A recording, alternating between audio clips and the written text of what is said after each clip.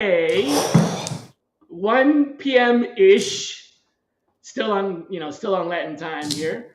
With me today, I have none other than the darkest of superheroes, and of course, the wealthiest of superheroes. I think I'm not sure if he's the only wealthy superhero, but Yes. certainly the wealthiest one. Mike Cohen, welcome to the show, What's up, bud. man? How's it Hey, going? Shally, it's going awesome, man. As you said, it is Friday afternoon, which is great. Life is, I'm sure for all of us, right, like crazy busy, but feeling blessed to be in this industry. So, and really excited. It's my first Friday is time like the new ever being on your Saturday show. now, right? So Friday's the new Saturday. Thursday's the new Friday. And of course, that means Monday is actually the new Tuesday. So really, Yes, that means that we all work Sundays now, right? that's exactly right. Everything's just delayed, delayed Everything's back. like, yeah, nothing really Yeah. happened. Nothing really changed. Just the names of the days of the week. Um, Yes. so a lot of people that tune into this show are in, strategy positions. They're leaders. They're, in different parts of time position. And I don't really know if they know why you have the name Batman.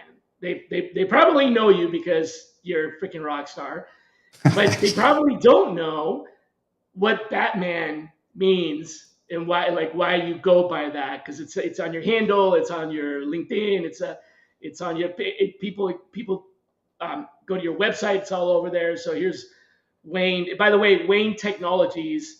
That's not Waynette. That is Wayne Technologies. That's it's so Nikeo on my team does that all the time. It's like I always read it as Waynette. I'm like Wayne Tech's the name of the What's company we Waynette? work on. So Wayne, the Yeah. whole Wayne Technologies and so what's up with that? Yeah, it's great. Yeah, great question. So this was like 7 years ago, right?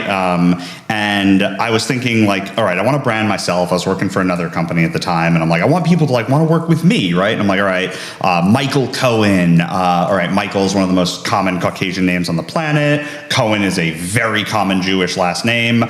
I'm not even Jewish. Actually, you are. You told me you are. Yeah, that's right. Half. Yeah, my dad. And so I'm like, great job, mom and dad. You guys are killing me. So I was like, what do I do? MC, this and that. Right at the time Trump was running for office the first time. And if you remember, the name Michael was already taken, right? he had a lawyer who was fairly well known and not for anything great. So I realized like the name Michael Cohen, I'm never going to appear on the front page of Google. So I never read a comic as a kid. Man, I read my first one when I was 19, and it was Batman Long Halloween. And I kind of fell in love with like the juxtaposition of the superhero versus the hidden identity that is different than all of the other, most of the other superheroes. And so that and the general psychology behind being like the world's greatest detective. It's how he started in the 30s. I'm like, I'm a sorcerer. That's perfect. And so I tried it and I was like, let's see how this works. And it just stuck. And now everything's branded, which is great until I get a C&D from Warner Brothers, and then it won't be as branded. Well, that would be good news, because that means that you're famous enough for them to give a fucking Yeah, exactly. Double-edged sword. Think about the positive side of that. Is if you do get that, then that means that you're actually a threat to their brand. Yeah, So I'm okay with that. Yeah, I would be okay with that. That's a good time to change your branding. And by then, I don't think anybody's going to give a crap about the other Mike Cohen. Yeah, God, I hope so. God, I hope so. It's like I always thought that you called yourself Batman because you were really rich and really dark and mysterious. You know what, Shally, you nailed it. I am really rich, and just thought to myself, you know what? It'd be a great thing to do for the rest. Recruiting. I think that's where I want to sell. No, I don't want to buy an island and a yacht. I want to do recruiting. Right. That's your cover story, right? That way people don't know that you're really rich. I love that. Believe it. They'll be like, I love that. What? He's got a lot of money? No way, but he's a sorcerer. Yeah. How is that possible? I love this. Warner Brothers is going to send me a C&D, and then in the next Batman movie, they're going to cast somebody from like a teen rom-com and have them be a recruiter on the daytime. That'll be perfect. Perfect cover story. Yeah. A cyber sleuth. That's right. An investigator. So very awesome. Awesome. How are things with you, man? Things are great, man. Yeah. I'm in a really good place. You know, it's family right now is kind of a big deal. Mm. It's that the kids are at that age where one of them is maybe just a few years from not even needing me anymore, and the other one is entering the stage of like, this is probably one of the more influential parts of, of his formative years. So it's a really good time to be able to spend time with the family. And coming out of Mm. this whole COVID thing, it was a disaster. I mean, having two younger kids staying at home for school and doing homeschool is just crazy. I mean, I don't know how other parents did it. We really had a hard time with that. It was tough because they didn't have a social life. So I think that there's a little piece of growing up that they just missed out on for a couple of years. So we're trying to, and it's retarded, and I mean that as in like it's been The delayed, actual, yeah, yeah, right? yeah. The actual word. So because now they're in the teen years, but they never had that like tween period where they had awkward social Yes. relationships because they had none. It was like, you can't go anywhere. Sorry. So Yeah. I think we're sort of making up for that, doing some stuff like taking family vacations and things like that.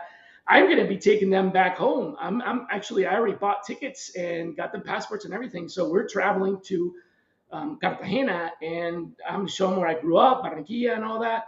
I'm going to spend a couple of weeks down there. It's going to be pretty life changing, I think, for them. Dude, that'll be awesome. That'd be Yeah. awesome. My nieces are in their younger years, right? 3, 3, 6, 7, and they missed out on those like years where you're transitioning from like preschool into first grade, and my sister was equally as worried. And like, how do you teach those skills then that you've learned during that time period? Well, we did all right. We came out of it on the other Good. side, but now it's a good time. So that's where I am as far as And then between that, my job, and the foundation, the Sourcing Institute Foundation, that's it. I'm still very passionate about that and doing really Yeah. well.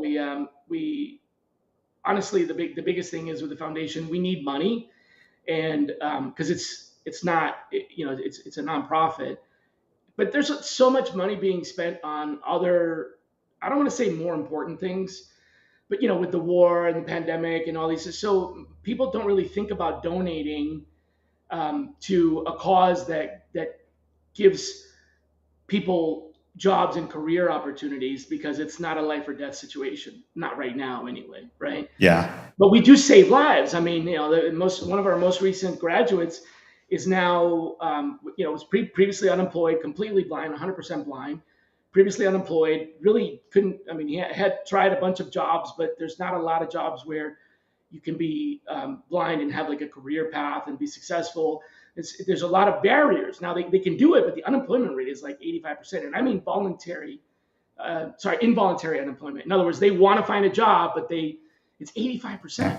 Yeah. And he's now working, making a pretty decent wage, and on his way to, he's supporting his family, no longer on government benefits. So that's a big deal because that is a life that is being affected permanently, right? But it's not in the news. It's not, people aren't dying from it. So it's kind of, foundation's going through a weird stage. That's really the biggest thing that worries me, is being able to sustain that so that we can keep going.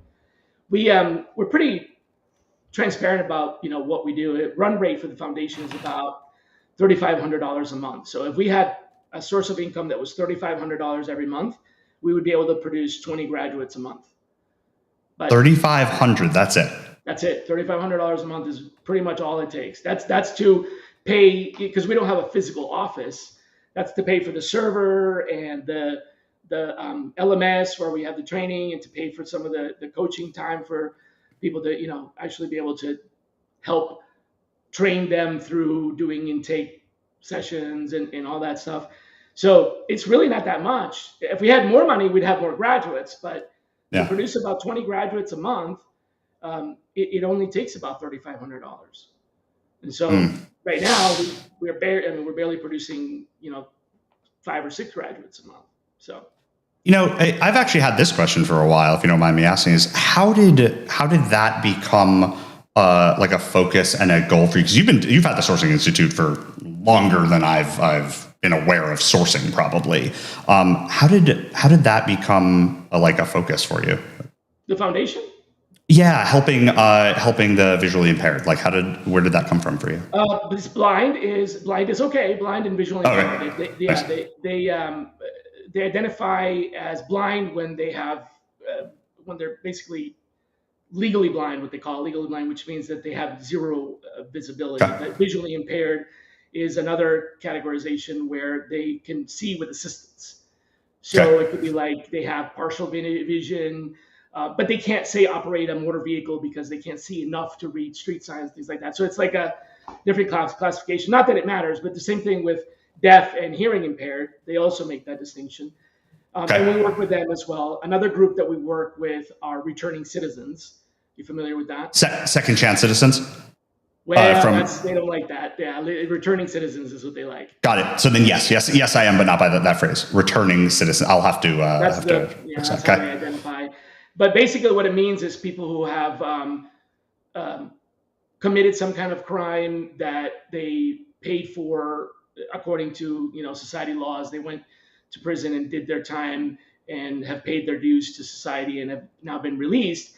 And they have a very hard time. Not as hard as people who are blind. The unemployment rate there is 85%, but with returning citizens, the unemployment rate is still pretty darn high, and it depends on the class of crime, right? Because sometimes they can answer, where you still have the box. They can answer the box, yes, I've been convicted of a felony, and still pass a background check.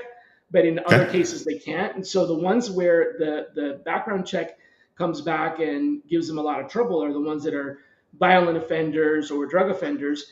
And ironically, those are our best students. What we found over time. I did the same thing that you're doing right now. Yeah. When I started working with what you call them, second chances. Second chance. Yeah. Yeah. Yeah, with started working with returning citizens. Our original idea was, well, let's work with people that have done white collar crimes or financial crimes. Nobody's going to be afraid of working with them, right? And it turns out that they have the highest recidivism rate. White collar criminals tend to commit more white collar crime because it's easier and they get away with it Okay. sometimes. And so I was like, what? That doesn't make any sense. I would have thought they would be the ones that would reform, but no, actually, as it turns out, those that went to prison for murder or drug crimes are actually, they have a higher reform rate. So one of our first graduates is a historic case. Was that he was the first person in the state of California ever to be released after 3 consecutive life sentences. That not 3 simultaneous lives. He had 3. So he had 3 consecutive life sentences as a conviction and was released after 37 years through a pardon, governor's pardon. And it was the first time that ever been done as part of a new program. Now the thing is, he had committed murder when he was 17 or 18 years old, and it was one of those like completely. I mean, he regrets it every day of his life. He's paid his dues. He knows exactly what happened, but it was one of those like undeniably just bad situations. It was bad all the way around, and it's a tragedy. It's unfortunate. He's never going to do that again. There's never going to be a chance for that to ever happen again, right? He's now a successful recruiter, working in the business, making money. He's even got a business on the side, so he's doing well enough that he's got his own little business and he's got a job, and he's doing great. And he's a really good example for some of the others. Our second graduate that came out was a multiple drug offender, so had essentially got out, couldn't get a job, and couldn't get employed anywhere. Had no family. The little bit of family he had turned him away because they're like, oh, you're a prisoner, you're a con. Like, no, I'm not. I'm an ex. Like, I did that. Yeah. I'm ready to, and nobody helped him out. So he ended up getting essentially re-recruited, right? Okay. But unwillingly. It was like he was just because of his situation, practically homeless, ended up in a bad situation and got caught up unintentionally in another drug bust, and now it's his second offense. So he was one of those that got like triple the penalty because it was the second time. And then he also got out a second time and was headed in the right direction. Like, I'm going to be right back in the place where I'm going to be in the right place, right time to go right back into jail. So he made a decision that I'm going to leave town. I'm going to go to another city and, try to start anew. This guy ate so much humble pie. He started working as a laborer and all this stuff. Still, man, I mean, the statistic says something to the effect of like every 3 months that they're out, the probability that they'll go back in increases by some percentage, like 15%. And so by the time they're out for 2 years, it's like a 70% chance that they're going to go back in prison because of the drug. Now, this is the drug crimes, not the murder. The murder, violent crimes, murder and manslaughter and things like that have a very low rate of recidivism. But the drug offenders, a lot of this has to do with environment. So he knew what was going to happen. He made every effort to get out, and we picked him up. And now, again, he's making a living. He's right. So it's huge, and it affects everybody. It affects the tax system. It affects the Social Security and everything. But it's really hard to get people to pay attention to it and donate money. So, anyway, how did I get into it? That was yes. Well, short story is this.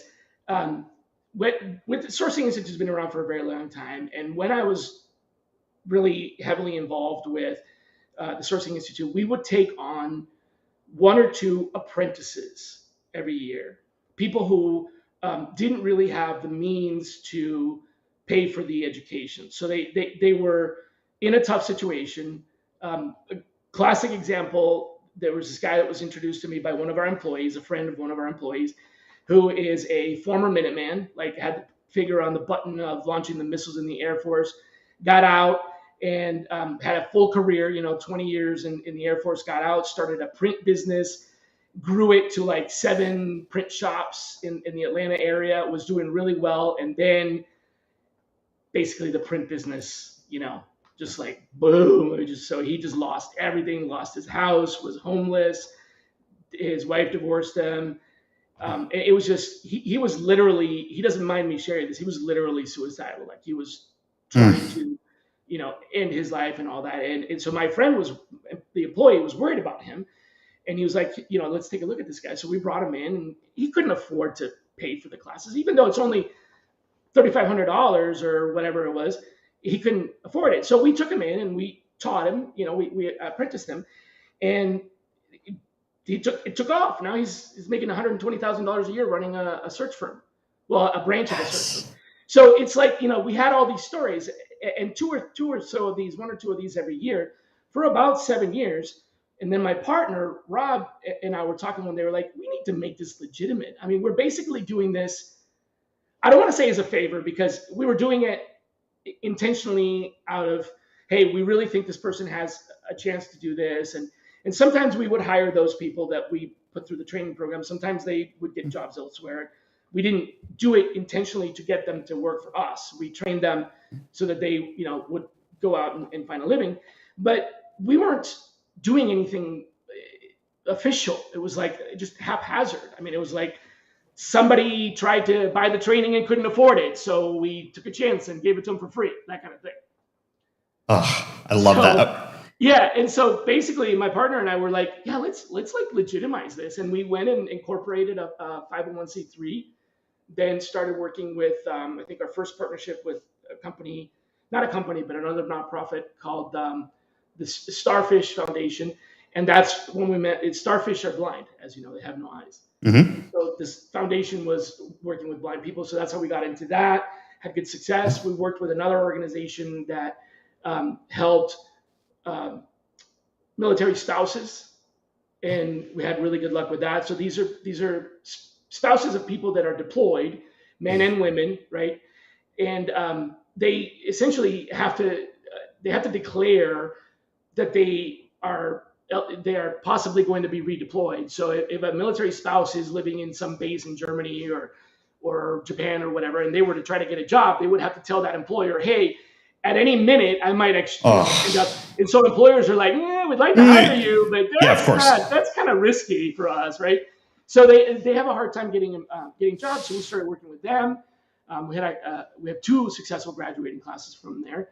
Unfortunately, what happened with military spouses was we had some spouses that ended up essentially finding. So they went through the program and graduated, and 3 out of the 7 ended up finding like other jobs anyway. So they still got a job, but it just wasn't with us. Not with I mean, it wasn't in recruiting. So they went through all the training and then got a job that wasn't in recruiting. And 2 of them decided to just not work. So we had a very low success rate on that one, although 2 is not bad. It's lower than the other ones. And then we worked with returning veterans that had, especially with female veterans, because one of the challenges with female veterans is they often get discriminated against twice, actually 3 times. They get discriminated against because they're women. They get discriminated against because they're soldiers, and they get discriminated again yet one more time because they don't have any skills, right? A returning male veteran, they go, well, why don't you go work for the post office? How many times do you hear that? Why don't you go work as a security guard? Like that's all you're qualified to do is hold a gun, right? Obviously not, but at least they get something, Yeah. With the women they're like, well, we don't want to tell you to go be a cop because women can't be cops. So it's like yet again, so it's a triple whammy. So we started working with returning veterans, exiting veterans, right? That were women. So it just kind of took off, and we had all these programs. But I got to tell you though, the hardest working people, the highest success rate, are blind, and the second highest are the returning citizens. I mean, they're if we put 3 blind people in to the program, all 3 of them graduate, and 9 out of 10 times, all 3 of them will get jobs in recruiting. Wow. Some of the other ones, they sometimes switch careers and stuff like that. I think it's because there's really not that many options for someone who's completely blind. There's not a lot of options. And think about it. Yeah. This job doesn't require you, especially nowadays, to go somewhere. That's right. So mobility is actually no longer a problem. Tough time trying to tell somebody that they have to come into the office to be a recruiter these days. Yeah. Good luck with that. Let me know how long they're there. Yeah, exactly. I mean, really, why? Because I've been doing this job quite well for the last 2 years without going into an office anywhere. Yeah. And not only that, but also, and this will shock you, they can read faster than us. I mean, faster than me for sure, 100%. Faster than the average sighted person. Really? Yep. The average blind person reads faster than the average sighted person. Incredibly fast, like some ridiculous number. And I've actually listened in on. There's a program there's several programs, but one of them is called JAWS that reads things on the screen. And what it does is it doesn't just read the text like Siri would or drag and dictate or whatever. It's reading the UI. So it's telling layouts, buttons, headline 1, headline 2, subtext, all this stuff. So it's reading it all to them. But it sounds like if you listen in on it, it sounds like Chip and Dale drank a gallon of coffee and smoked a vial of meth and did speed all at once. It's like, and they understand it completely. That's while wild. They're talking to you. So they're talking to you, and in the background, you can hear it sometimes because you can hear it through their headphones. Speaker comes out a little bit into the, so you can kind of hear it. And it's like, what is that? Oh, that's my screen reader. And it's like, what? You understand that? While they're talking to you, it's incredible. They that's cool. really, really, really fast. So that is cool. We were pretty impressed with the success rate there, and that's kind of why we. It's really just a practical matter of like we have really high success rates, and what we're trying to do is make the most difference we can make with as little. We don't have a lot of resources. So if we're going to spend time and energy and money on 3 people, we want to have the highest possible success rate. Sure. Yeah. All right, Shally, ready? Where can people go if they wanted to hire these folks that you've now trained? Because it seems like they'd be very, very employable based on what you're saying. So like, Oh, they are. Yeah, they are. yeah, how would people find those? Okay. Sourcing Foundation. Yeah. So basically, we put it is sourcingfoundation.org. Yeah. Right there. That's wild. Yeah, cool. I just figured like the people listening probably are looking for sourcers because isn't everybody right now? I'm like, right. Yeah, definitely hire. Please place. hire these people. They will. Yeah. They're not all blind, but doesn't matter. We won't tell you. We're not going to tell you when a graduate comes out. We don't tell you if they're a returning citizen or they're blind or whatever. It's up to them. It's their business to disclose what they want to disclose. That's right. But we guarantee that they have done the job, because one of the things that we do is we have a capstone course where they do the job of a sourcer for 2 weeks under supervision from an actual recruiter that gets paid to be recruiting for a real rec. Only challenge is we have to find recs that are not taking food off the table from anyone else. So it's got to be a rec that is with a staffing firm or somewhere where it's competing. So it's literally dead recs, like recs that have been open for a long time and they've had a hard time filling in. They work on those really challenging ones, and a couple of them have made some placements. So they have a book of business when they get out. So we know that they can do the job. That's awesome. That's really awesome. Yeah. So one of the questions that I was going to ask you, you probably don't remember this. Maybe you do.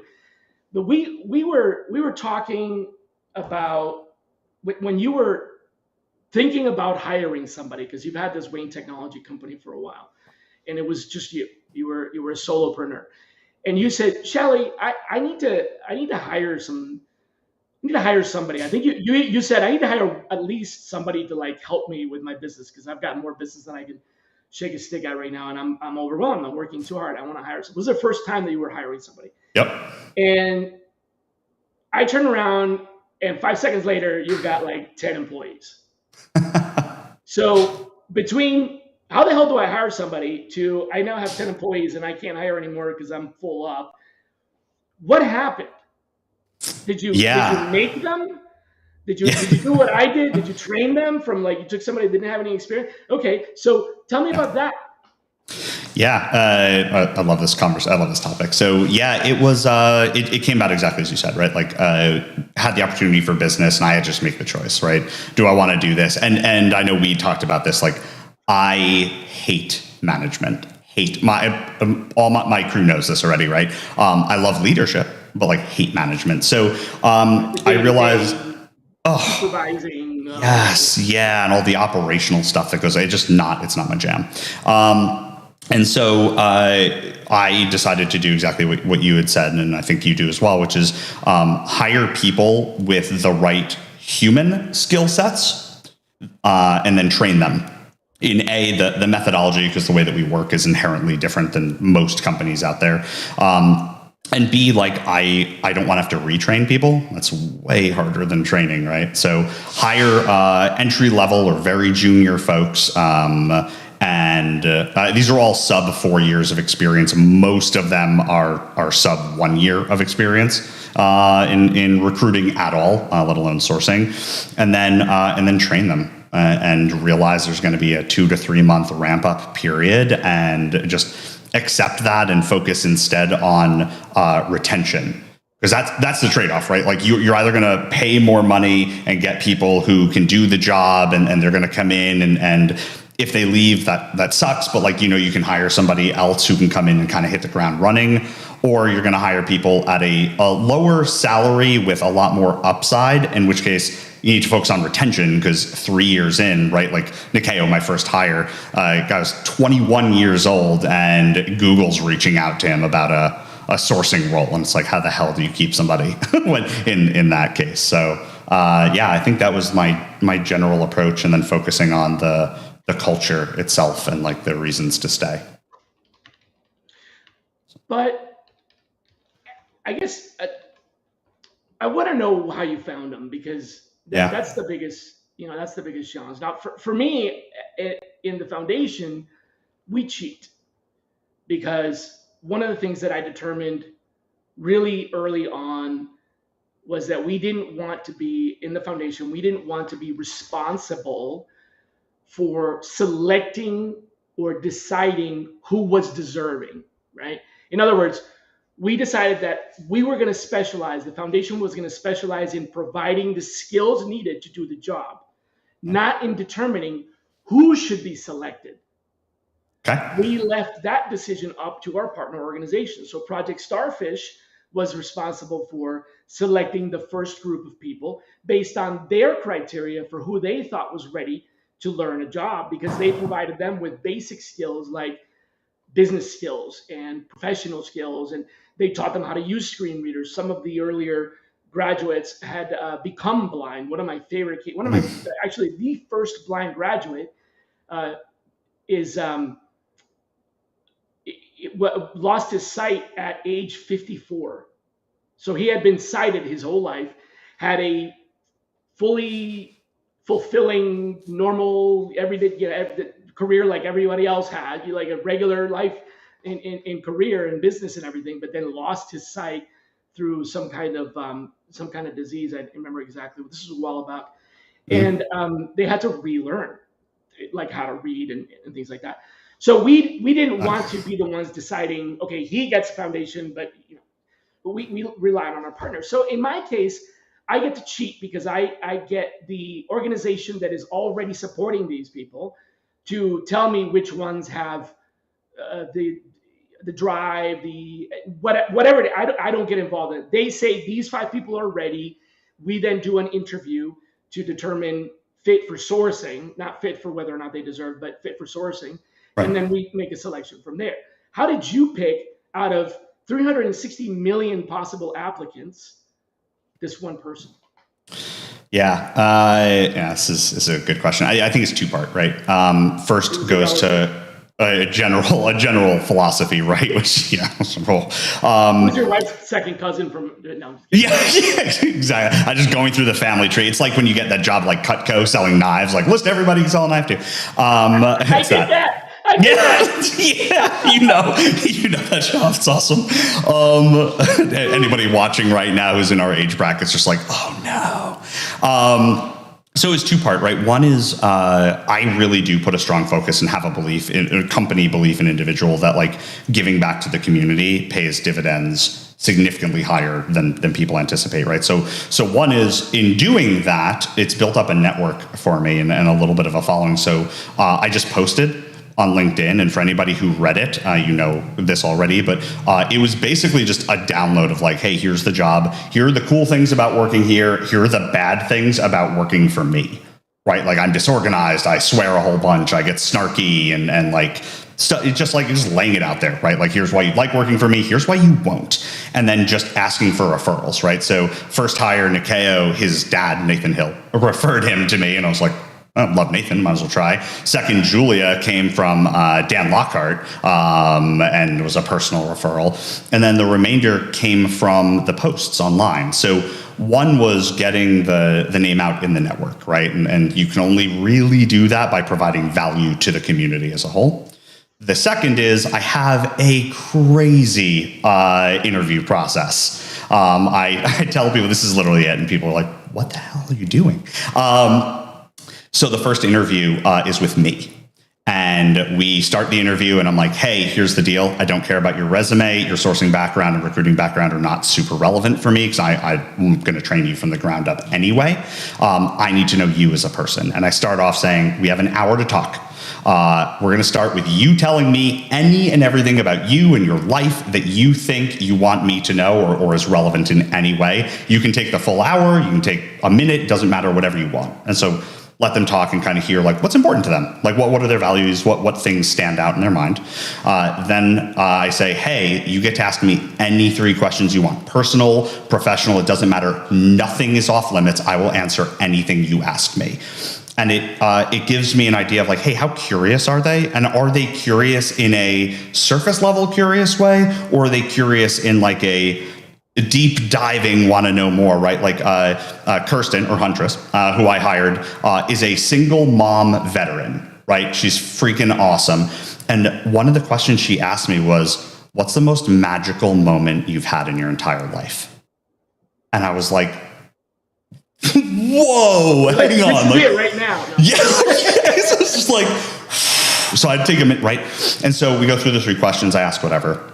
And then the last part of the interview is a vulnerability section where I ask typically 2 super vulnerable, like hyper vulnerable questions that I answer first. You shoot them, and if they're bulletproof, then they're hired. Yeah, that's exactly right. You either need to dodge this, deflect this, or it needs to bounce off of you. We've lost a lot of applicants. So I typically am asking like hyper personable, vulnerable questions, and they have the option of like asking for a different question or saying, "Hey, I'm uncomfortable. I don't want to do this." That's fine. But like one of the questions I ask is like, "Hey, in your life, what's the one thing you regret having done the most, and what have you done about it since then?" And then I answer the question first. Right. So that way it's not like this person out on an emotional island by themselves. And I want to see their ability to go to that place, whatever that is for them. Right. It's different. Some people cry. Some people like really take a minute and get contemplative about it. And just seeing like, hey, how human are you able to be? And how comfortable being uncomfortable are you? Because sourcing in the beginning is really uncomfortable because you're just failing constantly. And so like, how do you deal with that? That happens all the time. Still happens. Yeah, I was trying to be like, don't worry guys, it eventually, no, it doesn't. It's just, you just fail in different ways. Yeah, that's right. Yeah, it's different failure.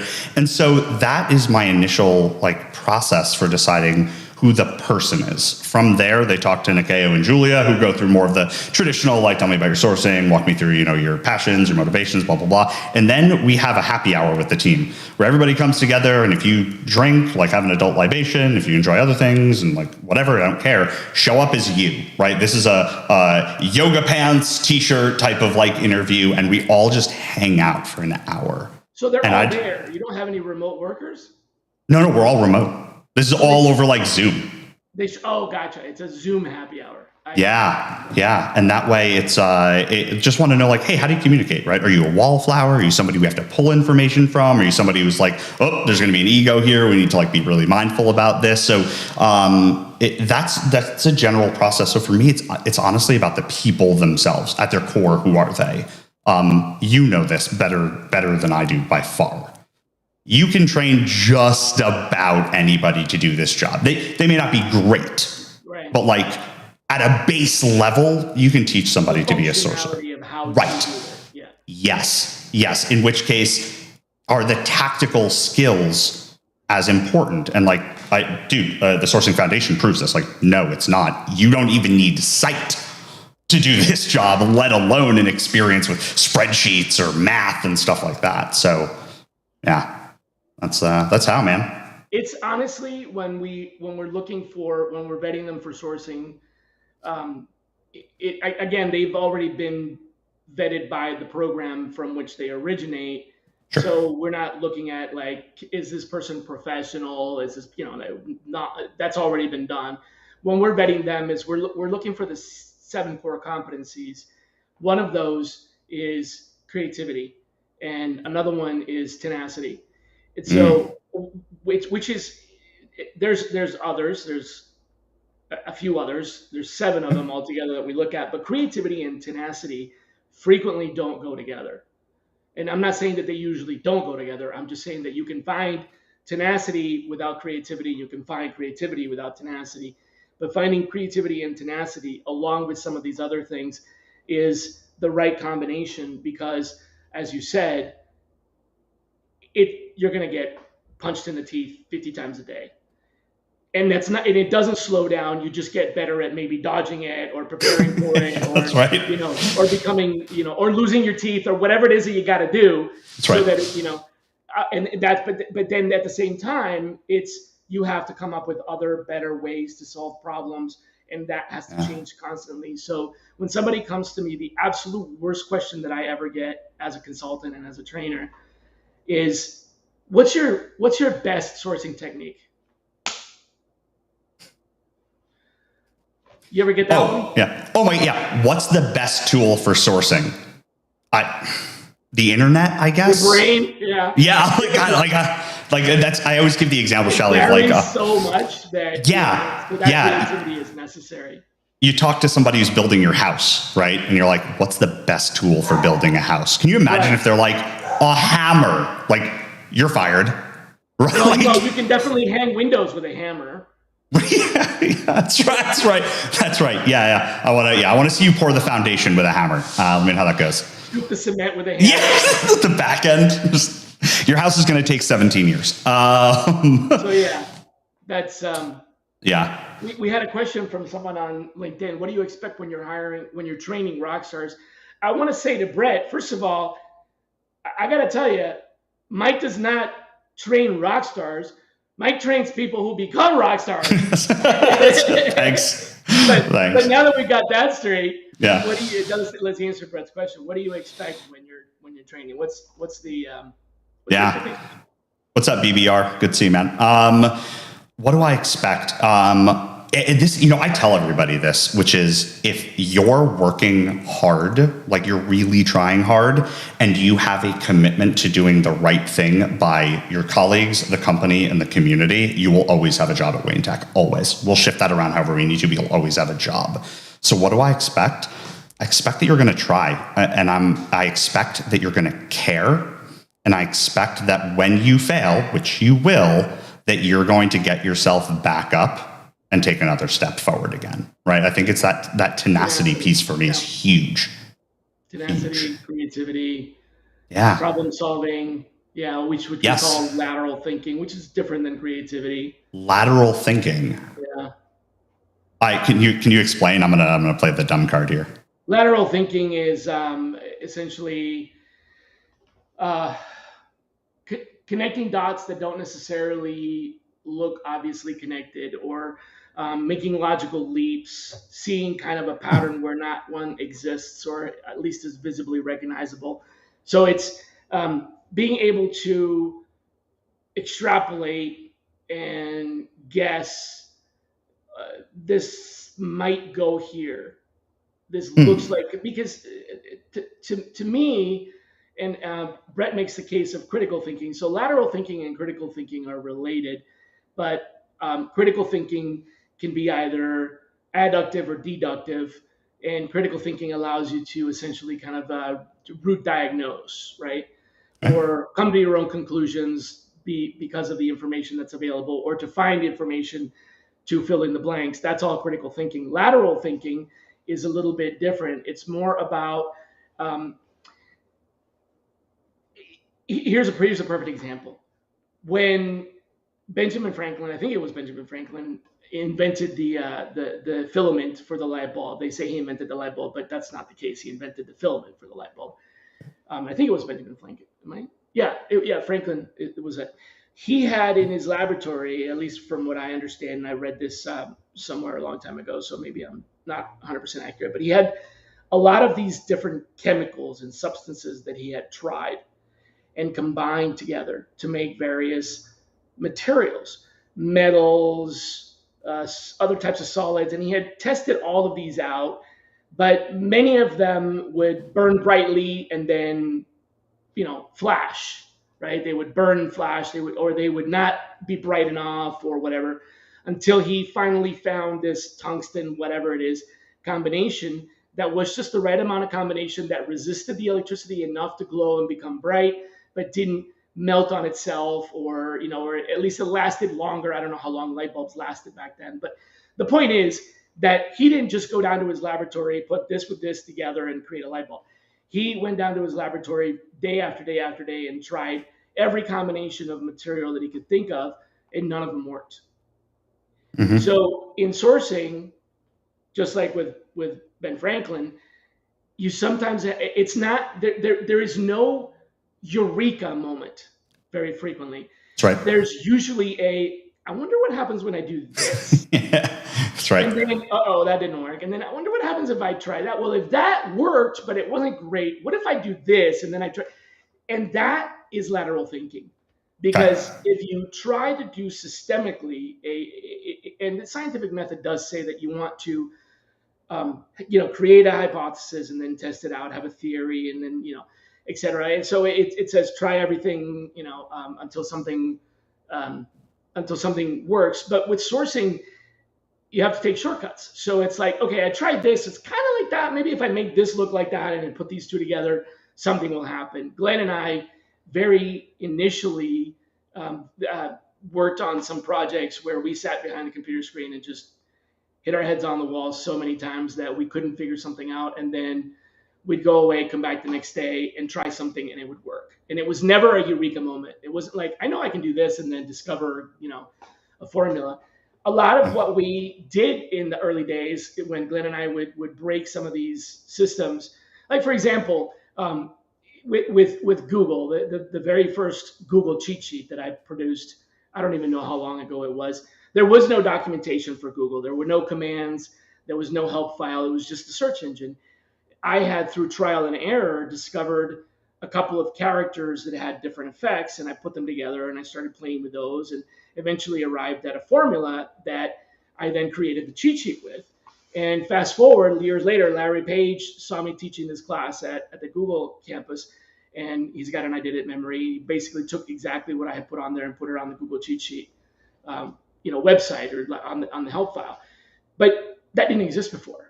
Even arguably the inventor, I don't know if he invented the search engine or Sergey did, or what. I'm not quoting that historically accurately, but even the person that created the search engine or was part of that creation team for the search engine didn't think of putting this out there.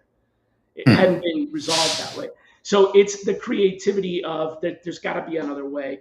Another example, Glenn and I were working on how to identify profiles off of LinkedIn way back. I mean, the site colon command in the early days didn't work because you would get all this other content. And so we tried to figure out what were the patterns. And before there was a /in, there was a /pub as well. And there were other profiles in other formats. And so we had to figure out what appears in every profile and find the commonalities. That's lateral thinking, right?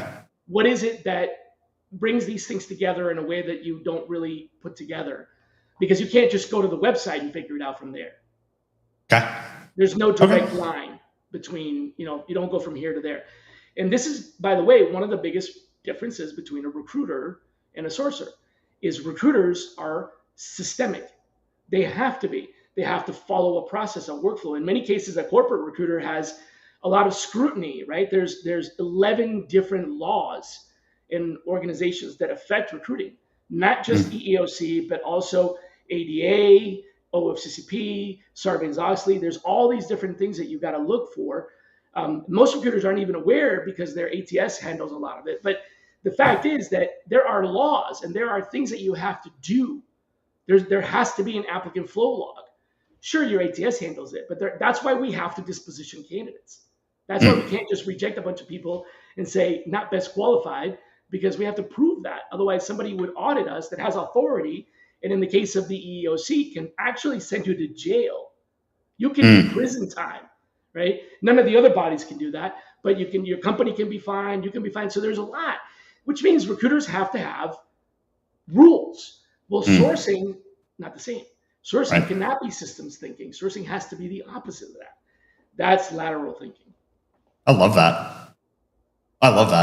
That's cool. That was a cool explanation also between the two in terms of the differences from a brain thinking logic pattern perspective. It's a cool way of looking at that. I'm gonna use that moving forward. That we look at when we're evaluating candidates for the program. But keep in mind we already have some of the other problems solved that you have to solve for those problems too, right? Is this person going to be reliable? Are they going to show up to work? We don't have to worry about that because the organization that we're working with has already done that vetting. Yeah, that's cool. So, Brett said he didn't succeed one time, he failed thousands. I think he's talking about Ben Franklin. Ben Franklin, yeah. Yep. Right. Totally true. It's interesting, right? When you and I were playing around last year with like the Twitter searching, X-raying searching, of just going back and forth of just like, you're like, oh no, there's a better way to do that. Boom. And I was like, oh, well, what about this? And you're like, what about this? Like eventually you came back and you're like, got it. This one achieves the best results. We're like, okay. Lateral thinking. Exactly. Yeah. Yep. Love that. That's that multiple iterations and guessing. You guess and then you try. There's really not a formula. that you can That's say, right. I'm going to do this, then I'm going to do this, then I'm going to do this. It's like, I'm going to do this. Wow, that was that. Remember one of the searches that we did came back with like way too many results, and you Like got excited. You're 2,000. like, oh, Yeah. this has the most results, and I'm like, stop. That's not good. The most results can actually be bad. And you're like, what do you mean? It's got the most. I'm like, no, it's got the most duplicates and irrelevant stuff. Yeah. Let's take a That's step right. back. And then you're like, That's oh, right. I see what you mean. And then I was like, all right, let's start over. We got to throw that one out because we went the wrong way. That's right. We went the wrong direction and put something up that was like just a junk. It was garbage. And that happens. Yeah. You know, you get a list of, 10,000. This was worse back in the day than it is now. But you would go to Google and you would type in a search and you would get 1 million results, right? Well, back in the day, you could actually scroll through The 10 million. pages of 100 results each and drive yourself crazy. Now they stop Yeah. at 299, so you can never go past that. So Yeah. it's not as big, but still, people go to Google and type something in and see 1 million results, and they think that's legitimate. Yeah. No, it's not. It's a That's right. total guess. That's right. I think Yeah. Google doesn't know finance. Oh wait, they do. That's yeah. Oh, earnings reports. That's right. That's right. So anyway, That's awesome. I think I saw somebody ask what do we think sourcing is going to look like in 5 to 7 years? oh, you can tell that one. A new emerging skills. Yeah, I'm actually intrigued to see what you're going to say also. But so for me, I see sourcing heading down the technology research path of becoming significantly more data driven. And so I believe, and this is a leap, I believe that the best sourcers in 5 to 7 years are going to have technical backgrounds. So like people who can do light coding, right? Like you've done this whole thing with Power Automate, right? I use Integromat, which it's Make now, right? And understanding the actual tech, like being able to build light tech, right? Not like Andre Bradshaw, but like a level or two before that. And I think it's going to be, as opposed to more recruitment heavy, it's going to be more data research heavy, right? So people coming from like, the Cantars and Forrester and stuff like that, where your goal is to find things online as platforms who shall not be named, lock down their data more and more under like highly paid subscriptions that people are going to have to understand, like, how can you not like subvert them, but like, how can you acquire data without having to pay these astronomical funds? Or if you are paying these astronomical funds, what is the best means to do that? And it's not the manual profile by profile and look and project and InMail and like, that's not it. And in 5 to 7 years, if what you're doing is jumping on one of these AI tools or you're using just LinkedIn Recruiter to run a basic search and then InMailing, I believe they're going to be able to replace that like base level, like what I would call like the mindless searcher. Yeah. So they're not even a sourcer at that point, like the mindless searcher job. It's just a task. Yeah. Right. Yeah, exactly. Yeah, I think the interpretation, the technology, the tools, the analytics, that's all here. I mean, that's what we're seeing. My team now isn't even really. I've got three people that don't even have LinkedIn accounts at all. Like they don't even use LinkedIn. One of them operates almost exclusively on Slack, and a couple of other, Discord and a couple of places like that. That's all they do. Which, by the way, is what I did in 1996. Not Slack, but when I started recruiting, and before I had invented sourcing, before anybody even called it sourcing or knew what sourcing was, I was getting my butt whooped at work because all the other recruiters had long-standing relationships and they had a Rolodex, and here I am, total rookie. I was going on BBSs, if you even remember what that is. Bulletin boards. Oh, wow. Okay. Is this in the AOL days, like the ICQ days? This is before ICQ. This is a 14 baud modem that would connect to a dial-up that would then call on some kind of bulletin board, which was a green screen chat group that, where you would add, and that's what Slack is today, let's face it, with the ability to do video calls. But that's it. So I have a couple of team members that don't do any LinkedIn at all because the people that they have to find are not going to be, they might be on LinkedIn, but they're not going to be approachable. And very frequently, we don't even see them on LinkedIn. If you have their name and you try to find them on LinkedIn, they're not even there.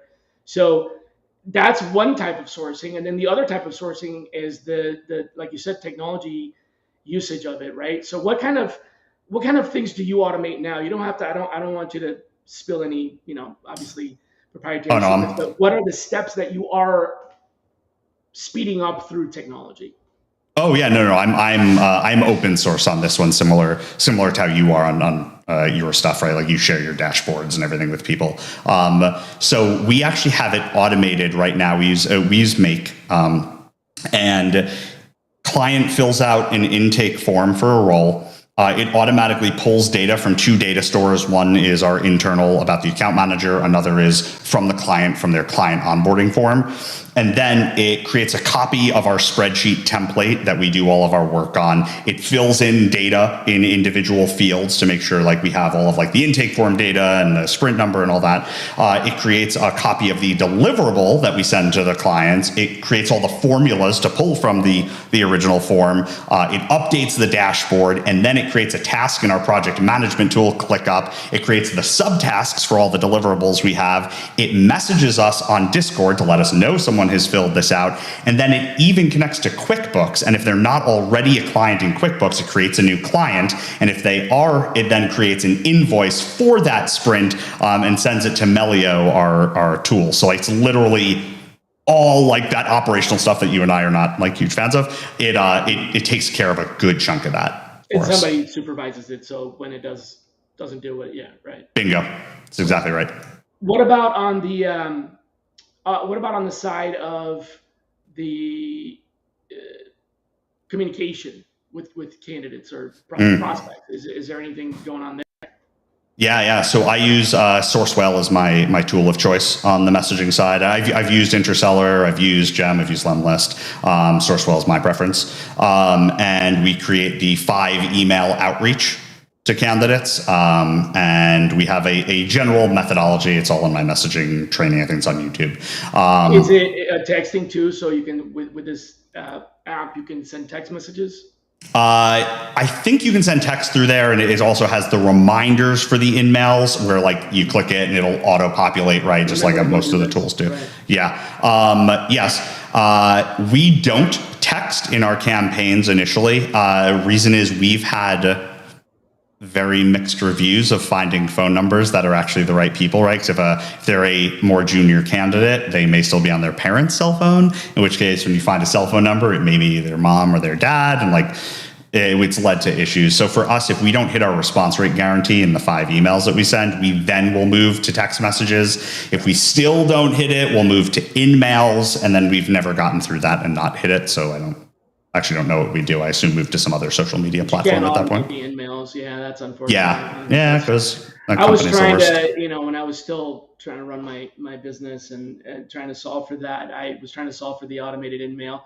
Came up with a way to do it, which was, I saw Glenn here talking about UiPath. There's, you probably saw some of the videos on Microsoft Power Automate. So we were able to solve it with Power Automate, but just connecting the data transforming the data between the CRM and InMail and back to the CRM, and then the texting system, which was Text Now, and then back to the CRM, and then and then you add to that, we had to send out Facebook messages, Pinterest, Snapchat, WhatsApp, and I was just like, forget it. It's just That's right. And it's it always this. I'm not blowing smoke, Shally. I'm the first person to tell somebody that I think that they're not doing this right. Your base of knowledge for me is silly when I hear you talk about things. Like my natural reaction earlier when you're talking about like the filaments with Ben Franklin and the difference between the 2 different types of critical thinking. I'm like, where do you get this knowledge? Like, where does, and also how does your hard drive hold all of that? So like, that's one, but 2 is the interesting way that I find that you're able to balance your time. And I know you're in-house now, so it's a little bit different, but like you've been doing this since you were running HireForce, like the balance between delivering for your clients, right? You had a bunch of repeat clients, probably most, right? While at the same time finding the ability to discover these new things. Like, I know you're super technical, you speak coder, like I get that, but like there's no way that Power Automate was exactly like what you were doing before, which means like you had a ramp up time of learning this new piece of tech. And like, how do you find the time to do that? It's unreal to me. It's unreal. The combination of the retention of knowledge and the time to. That's really the short answer. Is I don't have I time love not to that. do it. I Yeah, love and that. honestly, it's too. Even today, we find ways to work around. We use Greenhouse as the ATS, also CRM. Two different buckets in the same thing, and we have to find ways to work around the limitations of an ATS and the CRM with automation because it's too slow. It's Yeah. too slow. It takes us too long to do things. Not because I'm not saying Greenhouse is too slow. I'm saying the process The is manual too. process. It's just click, do something, do over here, click, do something, do it. Not to mention it's so tedious. So we've got to find ways Yes. to, and it starts with download a spreadsheet, edit it, upload a spreadsheet. Starts with that. Yeah. But then it goes from forget the spreadsheet, let's do this real time. And then it goes from forget real time, let's do it predictively. And just evolutions. Yes. Lateral thinking. Yes. Yeah. That's exactly right. I love that. Very cool. Well, I've kept you for an hour and 49 seconds, which I think if you send me a bill for this is going to be extraordinary. I may not be able to afford it. So, I love it. I love maybe that. what I need to do is get you back on the show another time. Would love that. Would love that. This has been just super enjoyable. It's felt like just a conversation that you and I would have if we were at a conference together. Honestly, it's like that's what I like to do. I love that. Most of my shows are like this when they work, and when they don't, they only last about 15 minutes. Yes, you know. So, any parting words for our friends out there in cyberspace? Yeah, just be a good human. Support everybody that you can in life, and be a part of the community, not in the community. There's a difference. A part, as in don't get. Yeah, nailed it. That's exactly right. Yeah, contribute to the community. Don't just be in it. Be a part of it. Yeah, that's yeah. The A part was. Yeah. Good. All right. Well, thanks a lot, man. Well, it was fun to have you. I'm serious. Pick another time, man. Pick a date in August, and let's go and do this again. Would love that. Yeah, absolutely. I will do that. This is awesome. All right, guys. Thanks. Take care, everybody. Have a great Memorial Day weekend. Stay safe. Yes. Enjoy. Be safe.